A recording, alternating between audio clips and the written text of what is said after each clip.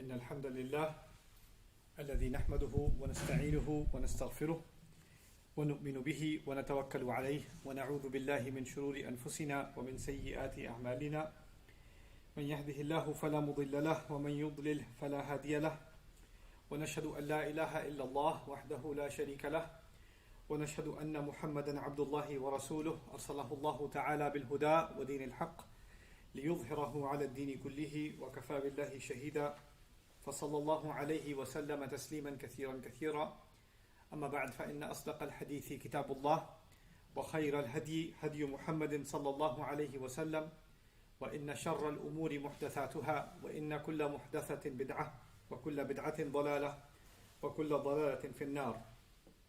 قال الله عز وجل في كتابه الكريم بعد أن أقول أعوذ بالله من الشيطان الرجيم ولا تصعر خدك للناس ولا تمشي في الأرض مرحا إن الله لا يحب كل مختال فخور. رب اشرح لي صدري ويسر لي أمري واحلل عقدة من لساني يفقه قولي اللهم ثبتنا عند الموت بلا إله إلا الله اللهم اجعلنا من الذين آمنوا وعملوا الصالحات وتواصوا بالحق وتواصوا بالصبر آمين يا رب العالمين. Once again, everyone, Assalamu alaikum wa rahmatullahi ta'ala wa barakatuh. And this week I will be speaking with you, continuing the conversation from last time, ayah number 18 of Surah Luqman, the advice a father is giving to his son. The first part of that advice, for the most part, I spoke to you about وَلَا تُسَعِرْ خَدَّكَ لِلنَّاسِ, don't turn your cheek away from people, meaning don't turn your face from people. And we tried to analyze what the implications of that phrase could be. There's one thing I left out that I realized I should have mentioned last time. So I'll start with that and we'll pick up on the remainder of that ayah and hopefully cover that today. So turning away from someone, the ayah did not specify the reasons for it. This is an important observation. So Allah did not say don't turn your face away from people out of arrogance, or don't turn your face away from people out of pride, anger, arrogance, or dismissal, whatever else, right? So there could be a multitude of circumstances and any number of reasons where a person might feel they're justified in acting a certain way towards somebody else. And they can tell themselves, we're very good at rationalizing our own behavior. So if I do something terrible, I can say, yeah, I know that's terrible, but, and then I have a set of excuses for myself that justify what I did. So even though I know it's bad, I can tell myself it's not that bad, right? So what Allah did here is, He didn't give the bad reasoning, because then somebody can even tell themselves, well, I didn't do it for that reason, therefore it's not that bad, right? So He kind of made it a blanket statement of not turning away. Now, one of its manifestations that I think we should think about, really seriously think about, is there's this notion in the Quran about making someone feel worthless. Making someone feel not worthy of even a conversation. Making someone feel little. To make someone feel little. And actually the concept of being little and being humiliated are associated with each other. So, saghar in the Quran, which comes from the word saghir is small, saghar is actually humiliation. And when the devil was being removed from the company of Allah and the angels and all of that, when he was being expelled, Allah told him, إِنَّكَ مِنَ الصَّاغِرِينَ, you are from those that are small. In other words, you're humiliated and you're insignificant. You're being made insignificant. Now, how do you make somebody feel small? You and I can be in a difficult conversation and or somebody says something we didn't want to hear, or you hear something outrageous and you want to give a response and you decide not to give a response. You decide to just stay quiet, right? That's a good thing. Instead of being impulsive and exploding on somebody and putting them in your mind, putting them in their place, or giving them a zinger right back. Oh yeah, if you can say that, I can say 10 more things to you, or I can raise my voice. We've already studied in the Quran that's actually coming to lower your voice, right? So, and a'rid anil jahilin, ignore people that are being outrageous. That's there too. But being silent when somebody's being erratic, when somebody's being outrageous, that's something else. This ayah is about something else. This ayah can also apply in us doing something wrong. When somebody's talking to you, one way you can avoid dealing with something is somebody comes and talks to you, hey, I need to talk to you about what happened last week. or I need to bring up that issue with you, and you say, I don't have time for this. Don't bring it up. No, I'm not going to deal with it. Don't waste my time. Oh, not that again. Or one way or the other, you avoid the subject by not dealing with it at all. And that's another kind of turning your cheek. And this could be also done by, hey, I need to talk to you, no response. I need you to tell me what's going on, no response. And what they call the silent treatment to somebody. So you can be, driving together and you're asking, your parent, or a parent is asking child, or siblings are asking each other, hey, so how was your day? No answer. What's going on? No answer. Complete silence. And when you give somebody complete silence, in their mind, why are they ignoring me? Why aren't they answering anything I'm saying? Are they angry with me? Did I do something wrong?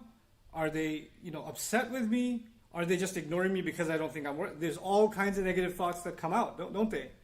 The point being, if you don't make yourself clear, and you think that you're silent, and your silence could be for good reasons. Oh, I was silent because I was thinking about something, I was lost in thought, I was distracted. Could be something innocent. Or I was silent because I was just thinking of how to respond and I couldn't come up with an answer quickly. Or I couldn't respond because, in fact, I was angry and I was thinking the wrong thing, so I wanted to calm down before I answered. You could do that later, but in the moment when you ignore somebody and not respond to them, it's better for you and I to be straightforward in our speech and say, hey, I can't respond right now, I'm not feeling okay. Or I don't think my response is going to be healthy at this moment, but we can talk about this a little later. And if you have in family those kinds of situations, it's on me and on you when somebody says that to us to say, I understand, we'll talk about it later. Instead of, what do you mean you can't talk about it right now? The person's already overwhelmed, we poke at them some more until they explode. Let them be. Let them be. But if you and I start just ignoring a person completely, they're just not even saying that I need space, not even saying that I need to think about it, not even saying I'm a little bit upset right now, let me just calm down, or whatever. If you need to say something, just say it. Or if you say, I don't have a response at the moment, or I don't want to talk about this at the moment, that's okay, but at least you give a dignified response. Silence on its own and just completely ignoring someone is not a dignified response. It's actually an arrogant response. Whether you're being arrogant or not, it will be received as arrogance by somebody else. It'll be received as, I'm not worthy of a response. You think I'm worthless. And that's how it will be perceived. And that can become a form of arrogance. So it's not just about, well, I didn't mean that, so it's okay. It's not just about what you and I mean. It's also about the effect on somebody else's feelings. You see? So it's not always just about intentions. It's also sometimes about unintended consequences. And turning our face away from somebody, ignoring somebody, or giving somebody the silent treatment, even if we may have justified reasons, can actually have unintended consequences. And they're being avoided. The intention has been removed from the equation just to get away from that habit. Just don't ignore somebody just for the purpose of ignoring them, whatever your reasons are. If you need to ignore them, if you need to take the space, even the Quran said it, إِذَا خَاطَبَهُمُ الْجَاهِلُونَ قَالُوا سَلَامًا. They respond peacefully. Salama can be a hal there too, not just a maf'ul bih. So it could be they respond saying peace, and it could be they respond in a peaceful manner and say, we don't want to, we don't want to engage in this conversation further. Or even when Allah says, when they walk into a company of conversation or a social gathering in which there is laghu, there's useless talk going on, or there's evil conversation going on. He says, marru kirama, they pass by dignified. What that means is they maintain their dignity and they also don't humiliate the people that are doing the wrong thing. They can maintain a sanctimonious approach for themselves and for others. They can actually be dignified for themselves and others, even if they don't want to take part in something wrong. So we have to be mindful of that. But now we come to today's subject matter, what Allah connected, these concepts Allah connected with each other. The next advice He's giving His son in the same ayah is وَلَا تَمْشِ فِي الْأَرْضِ مَرَحًا إِنَّ اللَّهَ لَا يُحِبُّ كُلَّ مُخْتَالٍ فَخُورٍ. I'm going to dedicate a little bit of time in this khutbah to two words, marah and fakhur. Those are kind of a little bit difficult words, or rich words, and I don't think we should pass over them quickly. In fact, there are three words. There's marah, and there is mukhtal, and there's fakhur. So we're kind of getting, mukhtal is easier, so we'll give a little bit less time to that. But marah and fakhur are more rare, and I think we need to really dig into what they mean and get the most out of this ayah. So let's talk about this word marah. What is Allah saying? He's saying don't walk on the earth with marah. So I won't translate that word yet. Don't walk on the earth with marah. Right? Now, simple translations might say don't walk on the earth with arrogance. Don't walk on the earth with pride. Don't walk on the earth with overconfidence. But as we'll see, there's much more to it than that. And that's not even the direct implication of the word. So المعنى المحوري تسيب الشيء اللطيف بقوة وخفة من أثناء ما يمسكه. The overall meaning of the words that come from this root, mim, ra, and ha, is actually when something exits something smoothly or easily. Easily exiting one thing from the other. So what are the examples of that? مِزَادَةٌ مَرِيحَةٌ لَا تُمْسِكُ الْمَاءَ. If it's a container, that's mariha from the same word. A marah container is one that water leaks out of it easily. So water now escapes easily from it. Okay? وَأَرْضٌ مِمْرَاحٍ, an earth, a piece of land, that's mimrah, is when the plants come out of it very easily. وَقَوْسٌ مَرُوحٍ, and a bow is called maruh from the same origin when the arrow goes pretty quick out of it. It releases quickly out of that bow. وَعَيْنٌ مِمْرَاحٍ, an eye is called mimrah when it's easy for a person, they cry easily. Like the waterworks come out quickly, right? So they say شَدَّ سَيَلَانُهَا. مَرِحَةِ الْعَيْنِ, when the eye was having marah, it meant that the tears wouldn't stop. They just kept easily flowing and flowing and flowing. مَرِحَةِ الْأَرْضُ بِالنَّبَاتِ أَخْرَجَتْهُ. The earth, again, plants coming out quickly would be مَرِحَةِ الْأَرْض. And then when the crop comes out and finally the grain pops open, easily releases, that's also called marah. So, and the most interesting use of it is actually used for a horse. So they say farasun maruh. They say for a horse that is maruh is that when it's grazing, like it's so hungry and hyperactive that it's grabbing some grass from here, leaves from there, and running around like crazy because it's so hungry that it's erratic. You can think of it as a person being maruh when they're at a dinner table at iftar time, right? And they've been holding back, and as soon as iftar happens, they're like grabbing stuff, right? They're being maruh. Like it's almost like they're quickly releasing their hands and grabbing at whatever they can. So the overall meaning of this word actually is to be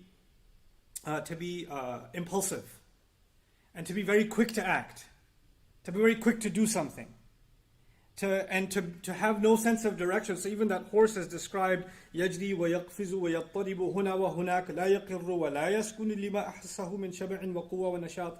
That the horse that is disturbed, it's moving around, it's not sitting still, it's very jittery because it's feeling hungry.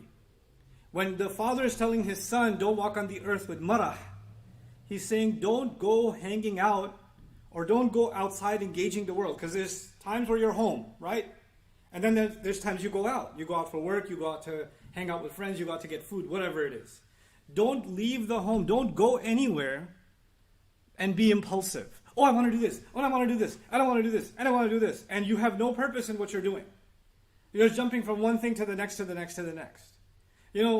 A crazy example of that is sometimes there are different cultures in the world, right? So people come from very conservative societies to America. So somebody may have been raised in a very religious or a very traditional, village, and they may not even be Muslim. They may even be, Hindu or Christian or whatever, but very cultural, conservative background. Or think of a Muslim family and somebody who's raised in this joint family system, and there's a lot of respect for elders, and you watch your speech, and you watch the way you walk, and you watch the way you dress, and the way you sit, and the way you eat, and then they land in America, and they're a student, and they have a student visa, and they're going to the university, and the university has, parties on the weekend, and they've got fraternities, and they've got, hangouts, and the other students in the dorms are doing drugs, and everybody's got a relationship of one kind or the other, and all kinds of stuff. They're just bombarded with this stuff. And somebody can take those values that they were holding on to, but like that bow that releases the arrow without effort, they just let go of all of those values, and they got exposed to a new world. And they become marah. And this is a very powerful bit of advice, because we have kids, for example, we want to raise them in an Islamic environment, in a protected, sheltered environment. So whether you live in America, Australia, Lahore, Dhaka, it doesn't matter where you live. You want to protect your kids, and you want to make sure that they receive positive reinforcement about this is good for you, this is bad for you. Hey, what are you watching? Hey, what are you going online? Hey, let me see that. Who are you on the phone with? We're checking what they do. It's natural, right? So we're trying to create a sheltered environment for them wherever we may be. But you know what? This father realizes they're not going to stay home. These birds are going to fly off the nest. They're going to go outside. And when they go outside, all the things I protected them from, all the things that I didn't want them to just spill into, all the things I didn't want them to be exposed to, they're going to get hit with all of it all at the same time. They're just going to get sensory overload. There's going to be so much access to so much wrongdoing, and I'm not going to have any control over it. And he's saying, in those moments, because now you have the ability, you have the appetite, you have the curiosity, you have the ability, you have the perception of freedom, right? And then, especially in that moment when somebody tries to give you good advice, you can turn your cheek. You can just, I don't want to hear this, right? So in that moment, you can become impulsive and not think twice about how you're violating others and yourself. And that is a form of arrogance. So by extension, it becomes arrogance. By extension. Because arrogance is a lack of consideration for anybody else but yourself. وَلَا تَمْشِي فِي الْأَرْضِ مَرَحًا. The word marah here, Hassan Jabal added an insight of his own, and I really liked his insight in his lexicon. He said, التسيب من القيم والضوابط وعدم الالتزام بها عند وجود القوة والنعمة. He said this is when someone slips out, like the plant slips out of the earth, like the arrow slips out of the bow, like the water slips out of the container, right? Is when a person slips out of their value system. Is when someone leaks, they lose themselves. And the values that were holding them and containing them, they no longer commit themselves to them. It becomes too easy for them to let them go. It's too easy for them to let them go. And when does it let them go? He says, عند وجود القوة والنعمة. The moment they find power and blessings. What he means by that is when you're independent and you can do it, who's going to stop me? That's power. Blessings means you got money, you got strength, Allah has blessed you with the ability for transportation, your appearance, whatever it may be. Now you've got these blessings, now I can do what I want with them. The father is telling his son, listen, you are going to feel powerful, capable of doing whatever you feel like, whatever impulse comes to you. And that's going to be a trial that you have. But it's interesting that he put these two seemingly unrelated bits of advice next to each other. He said, first, don't scoff at people, and then don't be impulsive, basically. Right? What is the connection between these two? As we contemplate that, we could think about how when we become of age, we basically, the Urdu expression is par nikal aaye, right? A person, comes in their own, and they kind of, the Urdu expression means they've sprouted wings, meaning they act like I'm not a kid anymore. You can't tell me what to do, right? I'm not a baby anymore, dad or mom. So they've become their own person. And in that moment, when they become their own person, it is when they become extremely averse, extremely hostile to any kind of advice. And actually, it is a time when, because you're hostile to any kind of advice, you develop this shell around you, which is constantly putting others down or dismissing others. The modern way of doing that captures so many young people around the world that are coming into adulthood is the word whatever. You whatever everything in the world. Anybody's giving you, whatever. And you don't have to say whatever. You can just say half the syllables and whatevs. Or you can just roll your eyes. Oh God, here we go again. Or you could just take a deep breath of disdain.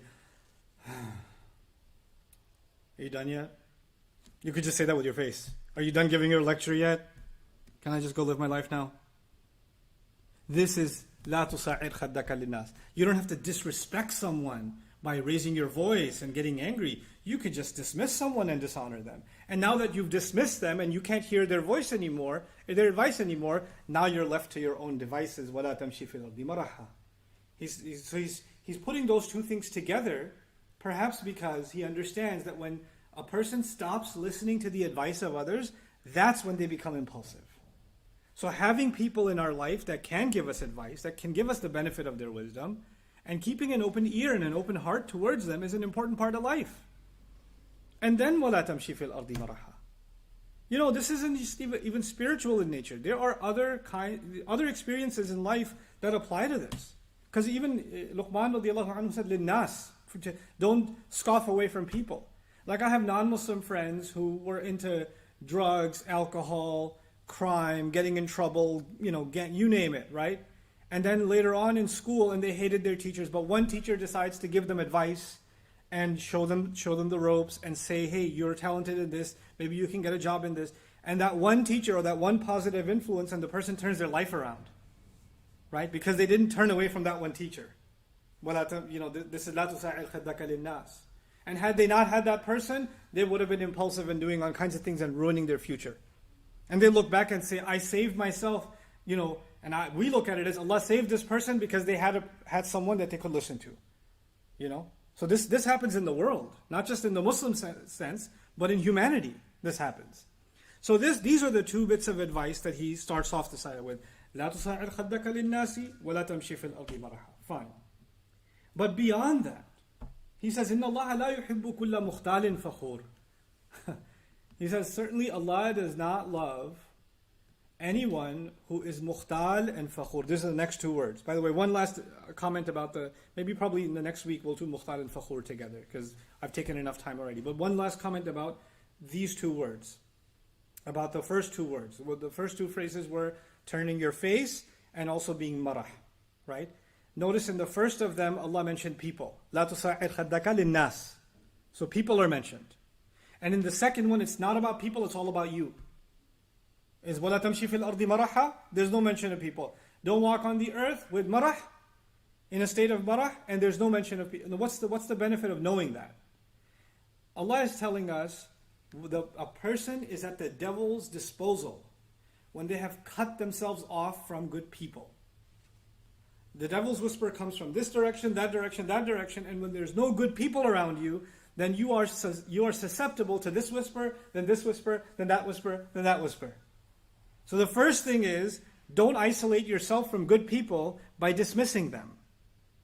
That's the first step. And if you are doing that, then you are handing yourself over to the world of evil and negative thoughts that are inside you that can pull you in any direction whenever, especially when you go in the outside world. The strangers that you're going to meet, the people that are going to be in the marketplace, the people that are going to be in the university, on campus, the people that you're going to meet at school, the people that are going to be working with you, those are not necessarily people who care about your well-being. They don't care about your well-being. They care about themselves. But many of them will represent invitations to do something wrong. Right? So those people will have some allure to them, and you'll be drawn towards them, but they don't mean well for you. And you'd rather hang out with people that don't criticize you, so you don't want to be around anyone who keeps it real with you and tells it to you like it is. So people who tell you like it is, you just want to keep your distance from them. You've already, سَعَرْتَ خَدَّكَ لِلنَّاسِ. You've already turned your cheek away from them. Now you become وَلَا تَمْشِي فِي الْأَرْضِ مَرَحًا. Then that second bit of advice comes. So it's actually, doesn't matter what a social butterfly you are. It doesn't matter how many online friends you have and how many people know you and how popular you are, or you can make friends anywhere you go. Those kinds of people that are super outgoing and have friends everywhere, watch out, because sometimes their worst connections are the people closest to them. The people closest to them are the ones they dismiss the most, ignore the most. They're so nice outside, so horrible inside. And that's actually, that's a kind of fake life. That's a kind of fake set of connections. And that's actually what's going to be commented on in that last comment where Allah says, إِنَّ اللَّهَ لَا يُحِبُّ كُلَّ مُخْتَالٍ فَخُورٍ. So we'll wrap up that discussion, inshallah ta'ala, in next khutbah, because I certainly didn't want to rush through these phrases and these ayat, because I think they're of value, and it's something that we should really think about for ourselves and the young people that are listening. I don't want myself or you to hear these words and say, man, I can think of somebody that this applies to 100%. Man, is he talking about, and then you're sharing it with your cousin saying, look, here's a khutbah about Bushra, our cousin. Or, look, I think this is about you. Somebody sends and you can use khutbahs for insults with each other. This is about you, I think. You should really listen to it.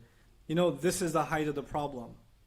Because this is you ironically, scoffing at people, turning your cheek away from people. As if the ayat are about them, a criticism of them, and they have nothing to do with me. I pray Allah allows me to look in the mirror, to find these faults in myself and address them. And I pray Allah allows all of you to look in the mirror and find those faults in yourselves and address them for yourselves. And I pray Allah protects our young generation from these kinds of character flaws and makes them a better example for the world than we could ever be. Barakallahu li wa lakum fil Qur'an al-Hakim wa nafa'ani wa iyyakum bil ayati wa dhikri al-Hakim.